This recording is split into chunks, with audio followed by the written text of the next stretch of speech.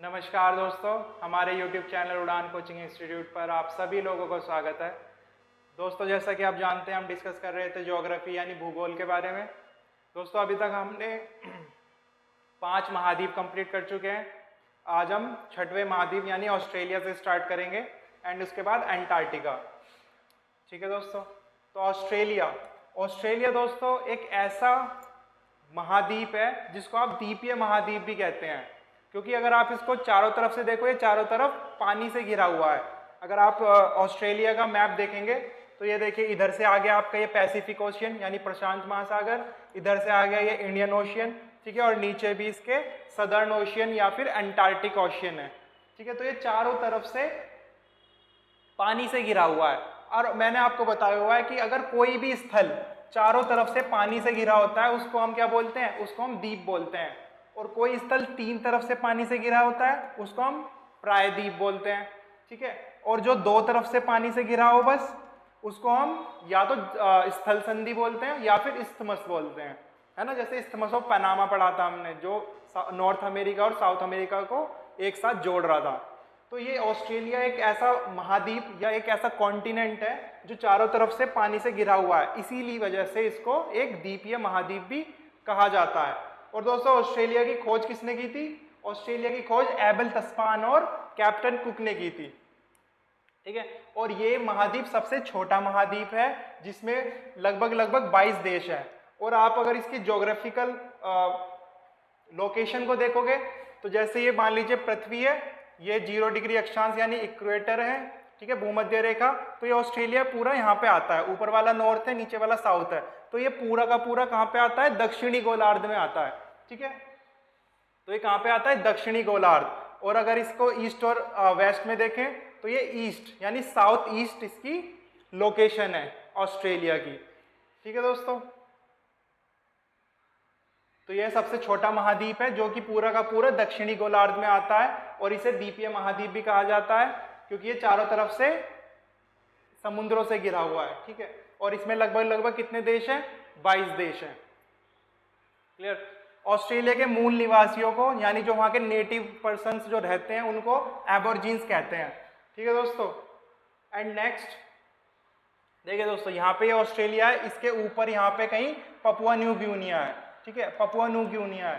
Papua new Guinea और Australia के बीच में कौन सी जल संधि पड़ती है? टॉरस।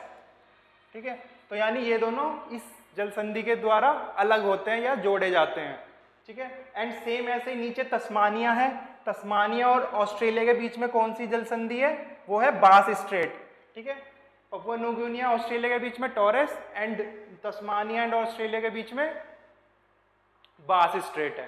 क्लियर। तो ऑस्ट्रेलिया न्यू गिनी के बीच में टॉरस जल संधि है और तस्मानिया ऑस्ट्रेलिया के बीच में बास जल संधि है। क्लियर। अब दोस्तों, ऑस्ट्रेलिया की प्रमुख पर्वत श्रृंखला कौन सी है? ग्रेट डिवाइडिंग रेंज, जो कि बिल्कुल ईस्टर्न साइड में है ऑस्ट्रेलिया के। ये देखिए, ये है पूरी ग्रेट डिवाइडिंग रेंज, यानी ये पूरी की पूरी पर्वतमाला है या पर्वत श्रृंखला है। ठीक है, ये पूरी एक माउंटेन रेंज है जो कि ऑस्ट्रेलिया में है। ठीक है, और उसके साइड में देखेंगे यहाँ पे जो ये आपको मिलेगी, यहाँ पे आपको कोरल्स मिलेंगे यहाँ पे, इसलिए यहाँ पे नाम से कोरल आइलैंड, कोरल सी भी पड़ा है उन्हीं पे ही। इसको दोस्तों आप हिंदी में मूंगे की चट्टाने भी कहते हैं। ठीक है, तो मूंगे की चट्टाने की पूरी क्या मिलती है आपको? ग्रेट बैरियर रीफ मिलती है, जो कि इस ग्रेट डिवाइडिंग रेंज के पूर्वी इलाके में पड़ता है, और उसी के नाम पे कोरल सी वहाँ के समुद्र मतलब जो वाटर बॉडी है उसका नाम पड़ा है। ठीक है दोस्तों, तो ये ग्रेट डिवाइडिंग रेंज के यहाँ पे कौन सी है? ये पूरी कोरल रेंज है। ठीक है, जिसको आप किसके नाम से नाम जानते हैं? ग्रेट बैरियर रीफ के नाम से आप जानते हैं। ठीक है, तो इस साइड पे क्या है? पूरा ग्रेट बैरियर रीफ, जो कि किसका है? कोरल सी, कोरल्स का बना हुआ है, यानी मूंगे की चट्टानों का बना हुआ है। क्लियर दोस्तों, इतनी बात। नेक्स्ट, ऑस्ट्रेलिया की विश्व विख्यात दोस्तों सोने की 2 खाने हैं, कालगुडली और कूलगार्डी। बेसिकली अगर आप जानते होंगे तो ऑस्ट्रेलिया विश्व में दूसरे नंबर पर सोने का उत्पादन करता है, यानी सोने गोल्ड का प्रोडक्शन करता है ऑस्ट्रेलिया। पूरे विश्व में इसका स्थान कौन से नंबर पे है? दूसरे नंबर पे। और उसकी प्रमुख खाने कौन कौन सी हैं? कूलगार्ली और कूलगार्डी और कालगोडली। क्लियर इतनी बात? नेक्स्ट, ऑस्ट्रेलिया दोस्तों विश्व प्रसिद्ध है मैरिनो ऊन के लिए। अब आप जानते हैं ऊन हमें भेड़ों से मिलती है, और ऑस्ट्रेलिया में जो भेड़ मिलती है वो मैरिनो प्रजाति की पाई जाती है, यानी मैरिनो एक भेड़ों की प्रजाति है। दोस्तों इसकी ऊन जो होती है वो बहुत फाइन होती है, ठीक है, यानी बहुत ज्यादा फाइन होती है, और इसी वजह से ऑस्ट्रेलिया को आप the land of golden fleece भी बोलते हैं, ठीक है, या द लैंड ऑफ गोल्डन वूल भी कहा जाता है, क्योंकि इस फाइन ऊन के वजह से, ठीक है, जो इन मैरिनो ब्रीड की भेड़ों से हमें प्राप्त होती है, ठीक है, और यही इसका मैरिनो वूल का सबसे बड़ा उत्पादन देश भी है, और सबसे ज्यादा निर्यातक देश भी यही है मैरिनो ऊन का। क्लियर? एंड ऑस्ट्रेलिया भी विश्व में सर्वाधिक बॉक्साइट उत्खनित करने वाला पहले नंबर पे देश है, यानी बॉक्साइट भी सबसे ज्यादा कहाँ पे होता है विश्व में? ऑस्ट्रेलिया में, ठीक है। ऑस्ट्रेलिया विश्व में सर्वाधिक सीसा यानी लेड जो और मिलती है हमें, वो भी ऑस्ट्रेलिया में ही होती है, यानी 3 चीजें हमारी ऑस्ट्रेलिया में होती है सबसे ज्यादा। पहली मैरिनो ऊन, second bauxite, and third lead और दूसरे नंबर पे सोना सबसे ज्यादा उत्खनित कहाँ पे होता है? ऑस्ट्रेलिया में ही। क्लियर दोस्तों इतनी बात? नेक्स्ट, न्यूजीलैंड में एमू और कोकाबरा नाम के पक्षी पाए जाते हैं। दोस्तों ये थोड़े, एमू बेसिकली अगर आपने ऑस्ट्रिच देखा हो तो ऑस्ट्रिच से थोड़ा सा छोटा होता है, उसी की तरह दिखता है एमू, और ये वाली जो प्रजाति है वो सिर्फ हमें ऑस्ट्रेलिया कॉन्टिनेंट यानी ऑस्ट्रेलिया महाद्वीप में ही मिलती है, और कोकाबरा नाम की भी चिड़िया जो है वो हमें वहीं मिलती है। क्लियर? अगर आप मैच के शौकीन है तो आपने देखा होगा जो रिक्की पॉन्टिंग बैट लेके आता था वो कोकाबुर्रा वर्ड बनी होती थी उस पर, ठीक है। नेक्स्ट, न्यूजीलैंड को दोस्तों दक्षिण का ब्रिटेन कहा जाता है, ठीक है। न्यूजीलैंड दक्षिण का ब्रिटेन किसे कहा जाता है? न्यूजीलैंड को। क्लियर? ऑस्ट्रेलिया के उत्तरी क्षेत्र का मैदान कारपेंटेरिया का मैदान कहा जाता है। दोस्तों अगर आपको याद हो, ऑस्ट्रेलिया के घास के मैदान को क्या बोलते थे हम? डाउन्स, ठीक है। लेकिन जो इसका उत्तरी क्षेत्र का मैदान है, यानी ये उत्तरी क्षेत्र का मैदान है, इस वाले मैदान को क्या बोलेंगे हम? कारपेंटर का मैदान। और यहाँ पे जो एक गल्फ बन गया है, ठीक है, और इसको क्या बोलेंगे? ये जो खाड़ी बन रही है तो ये क्या है? कारपेंटेरिया की खाड़ी। क्लियर? इस महाद्वीप के प्रमुख मरुस्थल कौन कौन से दोस्तों? गिब्सन और विक्टोरिया। बेसिकली अगर आप ऑस्ट्रेलिया का पूरा मैप देखो तो यहाँ पे आपको बहुत सारे डेजर्ट मिलते हैं, जैसे ये टनामी डेजर्ट यहाँ हो गया, गिब्सन डेजर्ट यहाँ हो गया, ग्रेट विक्टोरिया डेजर्ट यहाँ पे हो गया, सिम्पसन डेजर्ट यहाँ हो गया, आर्टिजन बेसिन, और इसके ऊपर भी कुछ कुछ छोटे छोटे और मरुस्थल यानी डेजर्ट्स हमें मिलते हैं, ठीक है। और इसी वजह से इतने सारे डेजर्ट एक ही कॉन्टिनेंट पे होने की वजह से ऑस्ट्रेलिया को प्यासी भूमि भी कहा जाता है। क्लियर? ठीक है दोस्तों। नेक्स्ट, ऑस्ट्रेलिया महाद्वीप को the land of golden fleas या द लैंड ऑफ गोल्डन वूल भी मिल सकता है दोस्तों आपको, ठीक है, क्योंकि गोल्डन वूल यानी मेरिनो ब्रीड, जो वहां की भेड़ की ब्रीड है, उसकी वूल की वजह से उसका नाम द लैंड ऑफ गोल्डन वूल भी रखा गया है। एंड एक फ्लावर मिलता है जिसका नाम है वेटल फ्लावर। दोस्तों ये वेटल फ्लावर गोल्डन कलर का होता है, ठीक है, तो इस फ्लावर की वजह से भी ऑस्ट्रेलिया को क्या बोला जाता है? The land of golden fleas बोला जाता है। क्लियर? लैंड ऑफ कंगारू भी दोस्तों इसे बोला जाता है, क्योंकि सबसे ज्यादा कंगारू वहीं पर ही पाए जाते हैं। एंड जो कैप्टन कुक थे, जब उन्होंने अपना शिप वहां पे लैंड किया था तो वहां के लोगों ने भी कुछ कंगारू करके नाम लिया था, तो तब से उसको द लैंड ऑफ कंगारू भी बोला जाता है ऑस्ट्रेलिया को, ठीक है।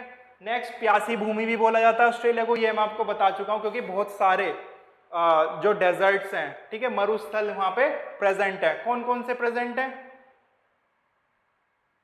ये देखिए, टनामी है, गिब्सन है, ग्रेट विक्टोरिया, सिम्पसन है और आर्टिजन है, ठीक है। तो इतने सारे डेजर्ट्स प्रेजेंट होने की वजह से ऑस्ट्रेलिया को प्यासी भूमि भी बोला जाता है। क्लियर दोस्तों? Next, Antarctica. दोस्तों अंटार्कटिका की बात करें तो अंटार्कटिका पूर्ण तरह से दक्षिणी गोलार्ध में है, यानी अगर आपने देखा होगा मैप तो ये पृथ्वी है, ठीक है, तो अंटार्कटिका बिल्कुल नीचे आकर के आता है, यानी 90 डिग्री जो साउथ पोल है इसके बिल्कुल बीच में आता है, वो बिल्कुल नीचे से ऐसे घेरे हुए हैं अंटार्कटिका पृथ्वी को, ठीक है। और ये जो दक्षिणी ध्रुव है यानी जो साउथ पोल है यानी 90 डिग्री दक्षिण है, वो इस महाद्वीप के लगभग लगभग मध्य में स्थित है। ठीक है, और उसी के ऊपर ग्लोबल वार्मिंग की वजह से बहुत बड़ा ओजोन लेयर में छेद हो गया है। ओजोन के बारे में हम तब डिस्कस करेंगे जब हम एटमॉस्फेयर के बारे में हम पढ़ेंगे, यानी वायुमंडल के बारे में हम पढ़ेंगे। ठीक है, यह दक्षिणी ध्रुव क्षेत्र में स्थित है, इसलिए यहाँ हमेशा मोटी बर्फ की परतों से ढका रहता है। अब आप जानते हैं कि जब हमारी ये पृथ्वी झुकी हुई है कितना 23.5 डिग्री, ठीक है, ये नॉर्थ हो गया, ये साउथ हो गया। ठीक, तो यहाँ पे सूर्य की रेज पड़ते पड़ते तिरछी होने लगती है, यानी बिल्कुल नामात्री पड़ती हैं इस पे, यानी कहाँ से 66.5 से लेकर 90 तक।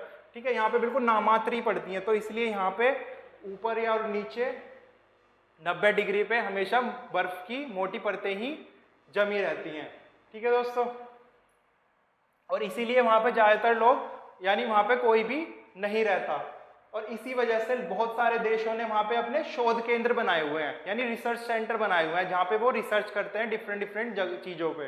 ठीक है, और भारत के भी वहाँ पे तीन शोध केंद्र हैं, मैत्री, दक्षिण गंगोत्री और भारती। दोस्तों दक्षिण गंगोत्री अब वहाँ पे नहीं है क्योंकि वहाँ पे बर्फीले तूफान के कारण वो ढक के दब गया। ठीक है, तो इसकी वजह से वो यहाँ पर अब नहीं है। अब सिर्फ हमारे दो ही शोध केंद्र हैं, मैत्री और भारती, जहाँ पे रिसर्च होती है।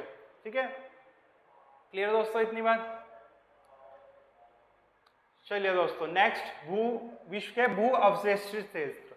दोस्तों ये जो भू अवेष्टित क्षेत्र होते हैं वो बेसिकली क्या होते हैं, वो सारे के सारे स्थल से लॉक्ड रहते हैं, यानी चारों तरफ उसके देश होते हैं, ना कि कोई समुद्र या महासागर नहीं होता। ठीक है, तो वे देश जो चारों ओर से अन्य देशों की भौगोलिक सीमाओं से घिरे रहते हैं उन्हें भू आवेष्टित क्षेत्र कहते हैं, जिसको आप इंग्लिश में लैंड लॉक बोल देते हैं, यानी स्थल से लॉक्ड कर दिया उसको। ठीक है, चारों तरफ क्या है, उसके बाउंड्रीज हैं दूसरे देशों की, कोई भी वाटर बॉडी नहीं, कोई भी समुद्र या महासागर नहीं है।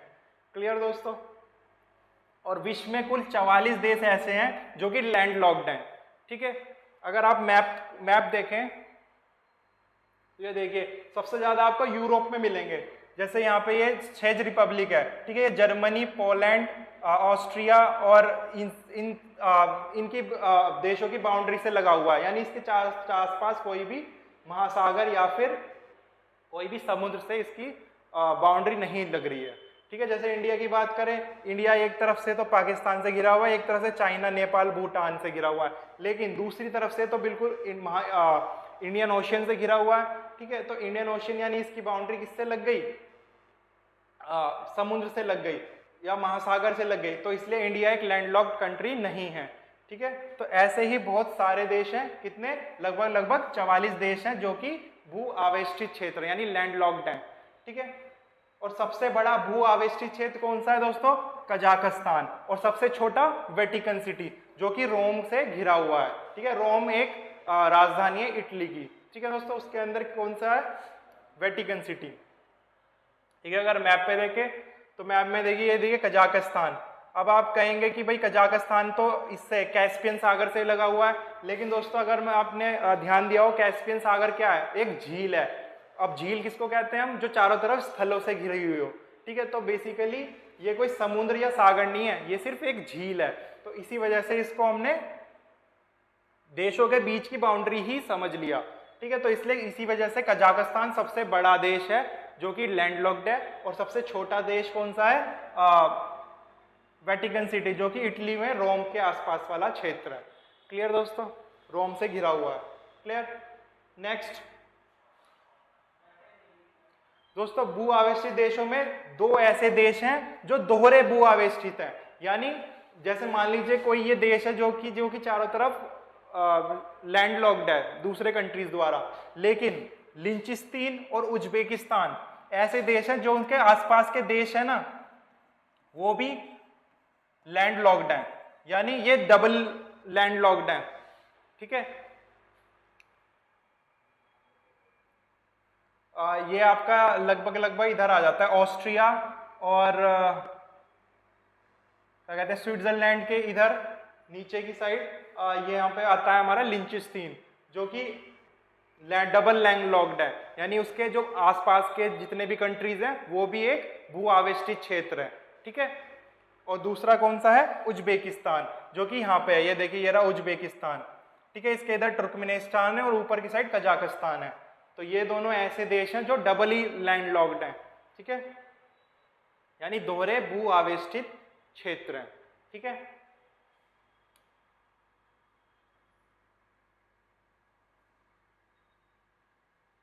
चलिए दोस्तों नेक्स्ट, वैश्विक प्रमुख फसलें और उत्पादन देश।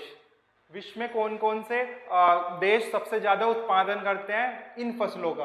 तो अगर दोस्तों मैं चावल की बात करूं, चावल सबसे ज्यादा कौन करता है उत्पादन, चीन प्रोड्यूस करता है सबसे ज्यादा चावल पूरे विश्व में।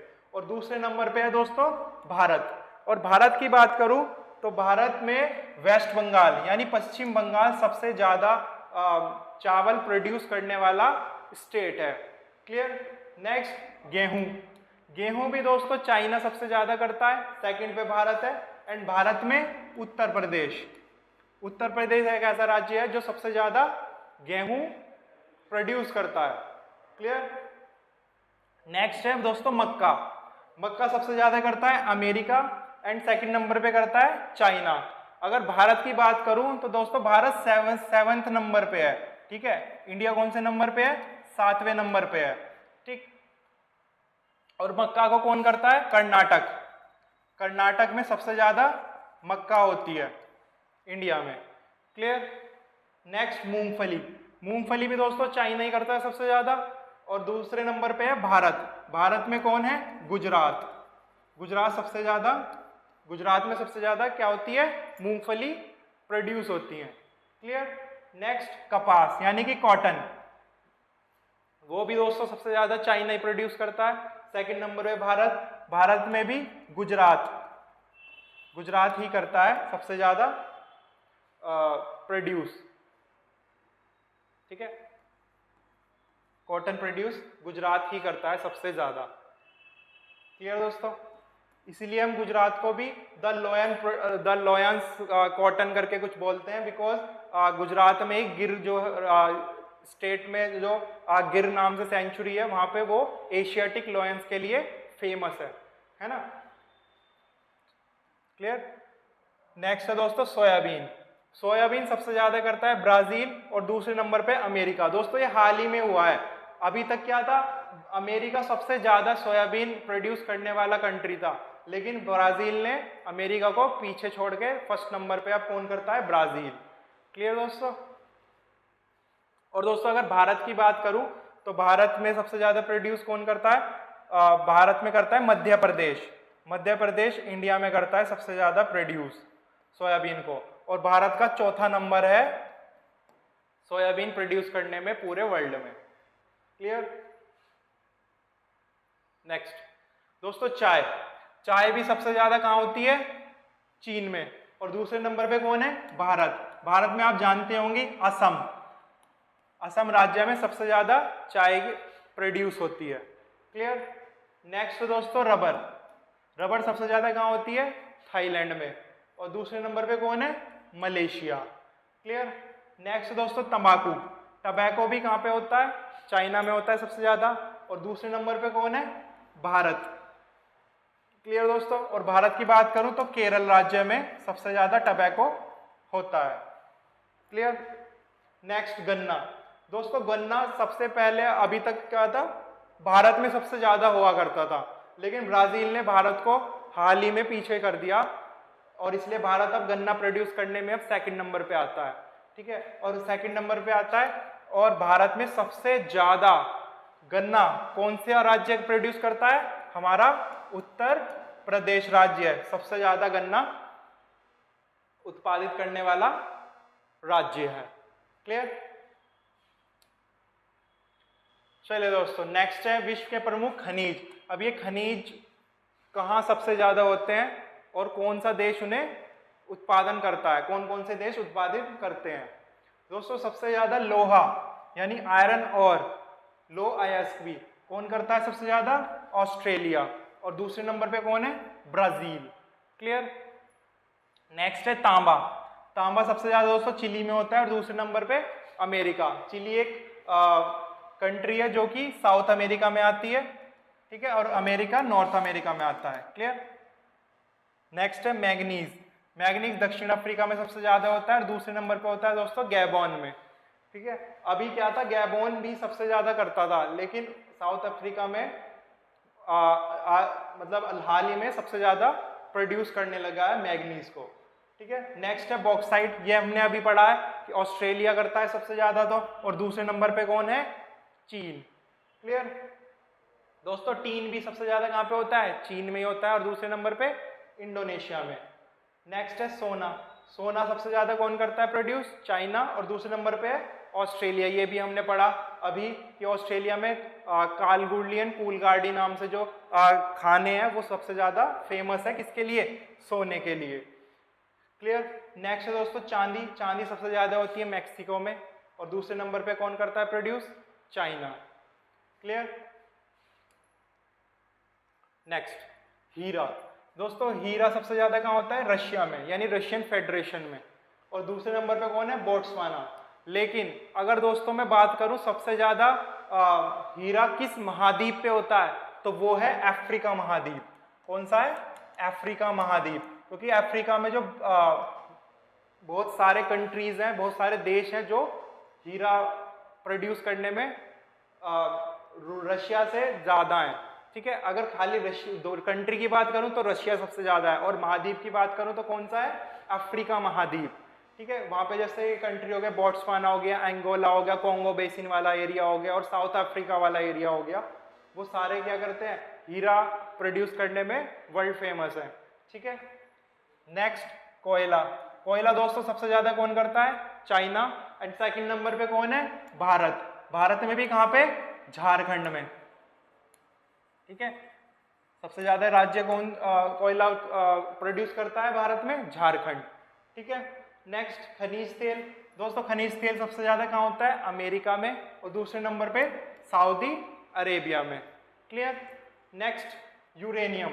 दोस्तों यूरेनियम बेसिकली एक ऐसा फ्यूल है, एक तरह का ईंधन है जो कि हमारे न्यूक्लियर पावर प्लांट और न्यूक्लियर रिएक्टर्स में ईंधन का काम करता है, ठीक है।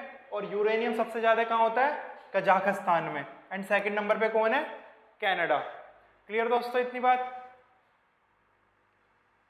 चलिए दोस्तों आज के लेक्चर में इतना ही। अगर आपको वीडियो अच्छी लगे तो प्लीज़ लाइक कीजिए और अपने दोस्तों के साथ शेयर कीजिए। अगर आपने हमारे चैनल को सब्सक्राइब नहीं किया तो प्लीज़ सब्सक्राइब कर दीजिए। Till that, thank you.